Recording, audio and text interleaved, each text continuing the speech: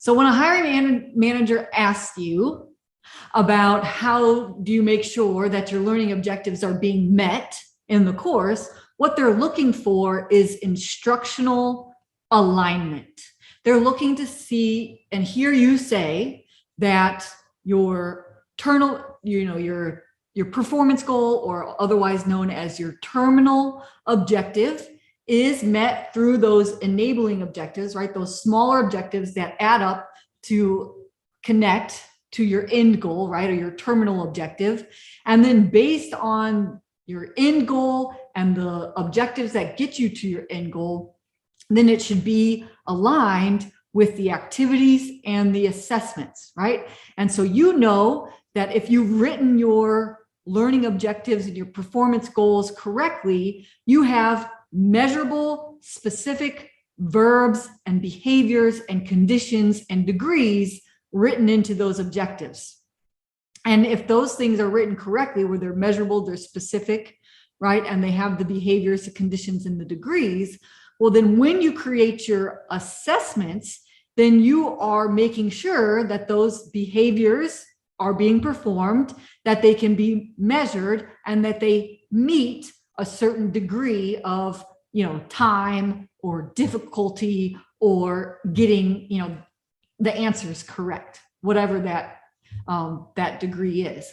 And so if your assessments are measuring that, whether people can actually do those things, because that's what assessments mean, right? Like that they are performing the objectives, then that's alignment. And then of course, in order to get people to pass the assessments, which should be in alignment with your objectives, you have to create activities where they get to practice what they're going to be tested. And so it's that alignment that they're looking for. It's that design thinking that those hiring managers are looking for, that you can think about the end, right, which is your performance goals or your learning objectives, and work backwards to create the activities and the assessments that are in alignment with those objectives. And those would be the key words that I'd be looking for as a hiring manager, and that they're probably also looking for, right? Can everything be measured and tied back into the actual performance that you want your learners to do?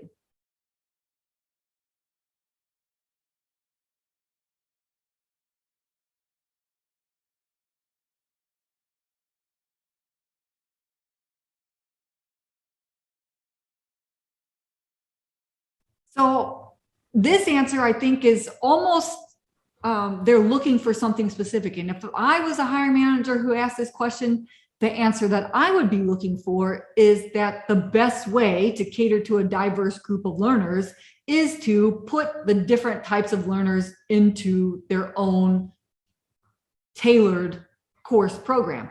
Now, putting people into, their own tailored program doesn't necessarily mean that you have to create brand new training content for every single learner. However, what it does mean is that you might include, say, for instance, you have a subset of learners that are brand new to this performance goal or this topic. They've never been introduced to it. Then maybe they might get a pre-training guide. Maybe they get more of an introduction with some examples than somebody who is more advanced in this topic. And so really the key to serving a diverse learning population is to segment them out and to tailor the instruction for them. But like I said, you can write the core material, and then you can add and take away pieces on the front and the back and the types of practice activities based on their level of competence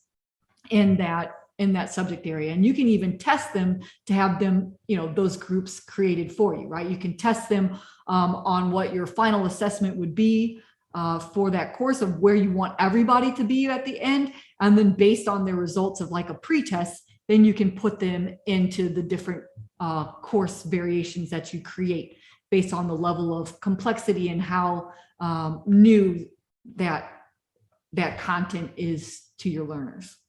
That's what I would be looking for, is that you really do know how to get specific and drill into a different types of audience, and that you are not trying to create one course to rule them all. Instead, it is more about a personalized learning path for the different groups of learners. And so you do want to identify who they are, and you want to build training for their specific needs. And it doesn't necessarily require a lot of extra effort to meet the diverse needs.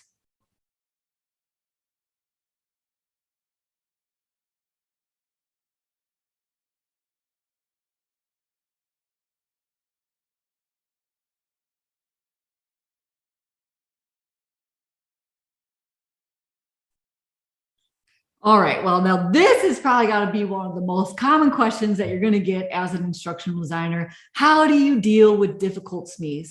And as a hiring manager, one of the things that you're really looking for is for that interviewee to take ownership of the relationship with the subject matter expert. And so some of the things that you might want to talk about is, well, if I'm having a difficulty with my SME, did I do all the things that set the tone for that relationship with them? For instance, did I ask them how they want to be communicated with? Did I teach them about the way that this process works and how we can work collaboratively through this process, to meet the needs of the learners? Did I calendar events with them and have a specific agenda for every time that we meet? And then did I set expectations as far as how many times we would do a review process and what kind of those deadlines are?